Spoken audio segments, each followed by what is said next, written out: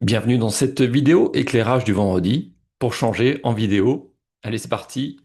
Ce n'est pas utile de sortir pour prolonger le tunnel.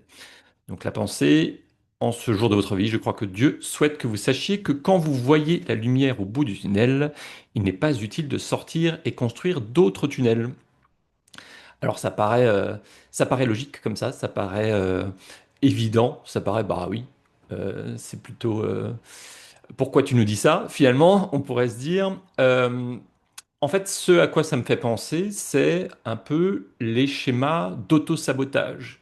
C'est peut-être des choses, des schémas, des habitudes, ou en tout cas des situations que vous avez vécues, où on se rend compte finalement que dans notre manière de nous comporter, dans les décisions qu'on prend, on va finalement s'auto-saboter, on va saboter le résultat qu'on cherche à avoir, qu'une partie de nous cherche à avoir, tandis qu'une autre, finalement, elle veut pas avoir ce résultat. Elle veut pas sortir du tunnel, pour reprendre la métaphore de la pensée.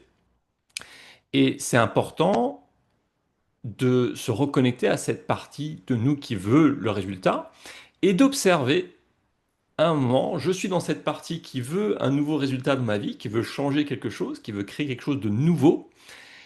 Et depuis cette partie-là, j'observe la partie qui veut rester dans le tunnel, qui dit, ah non, non, moi j'ai l'habitude d'être dans un certain état d'être, d'être dans, je sais pas, la tristesse, dans quelque chose de qui vibre pas forcément très haut, parce qu'en fait j'ai l'habitude d'être dans cet état-là. Si je sors de cette habitude, je suis perdu, j'ai peur, c'est un peu l'inconnu.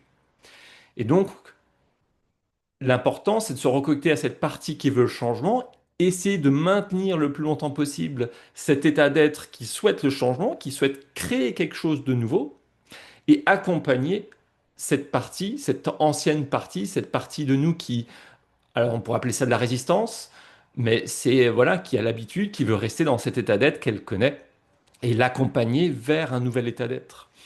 Euh, Parce qu'effectivement, hein, c'est l'exemple que donne Neil dans la pensée, et ben, souvent il y a des comportements, alors il cite les politiciens, qui veulent soi-disant changer les choses, mais finalement qui ont intérêt à rester intérêt à ce que la situation reste telle qu'elle est.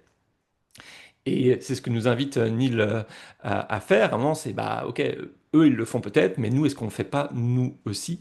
Et donc, l'important, c'est commencer par soi. Qu'est-ce que je peux faire pour ne pas construire d'autres tunnels, pour ne pas finalement me maintenir moi-même la tête dans le tunnel? C'est la question que nous invite à poser Neil dans cette pensée. Voilà pour cet éclairage.